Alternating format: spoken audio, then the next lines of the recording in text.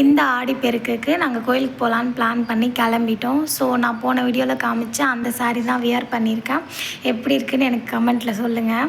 பக்கத்துலேயே இருக்க மாதிரி கோயில் தான் போகலான்னு சொல்லிட்டு போனோம். அப்புறம் போக வந்து பார்த்திங்கன்னா ரொம்ப தூரம் போயிட்டோம். அப்புறம் இந்த திருமுல்லை வாயிலில் இருக்க பச்சையம்மன் கோயிலுக்கு தான் வந்து போயிருந்தோம். அப்புறம் வந்து பார்த்திங்கன்னா ஆடிப்பெருக்குக்கு வந்து கோயிலுக்கு போகிறது ரொம்ப நல்லது. அதே மாதிரி வீட்டில் வந்து கல்லுப்பு மஞ்சள் தூள் வாங்கி வைக்கிறது ரொம்ப நல்லது அப்படின்னு சொல்லியிருந்தாங்க. அதே மாதிரி கோயிலுக்கு போயிட்டு சாமிக்கிட்ட வந்து செல்வம் செழிப்பு எல்லாம் வந்து பெருகணும் அப்படின்னு வேண்டிக்க சொல்லியிருந்தாங்க.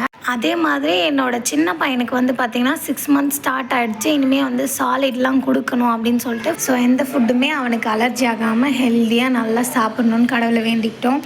எது நடந்தாலும் அது வந்து நம்மளோட நல்லதுக்கு தான் நடக்குது அப்படின்னு வந்து பாசிட்டிவாக திங்க் பண்ணுங்கள். நெகட்டிவ் பக்கமே போகாதீங்க. நீங்கள் பாசிட்டிவ் பக்கம் உங்கள் கவனத்தை செலுத்தணுங்கிறதுக்காக நீங்கள் வந்து பார்த்திங்கன்னா கடவுளை தேர்ந்தெடுங்க. உங்களுக்கு நிம்மதி கிடைக்கும், மன அமைதி கிடைக்கும், ஆன்மீக சக்தி, தெய்வீக சக்தி கிடைக்கும்.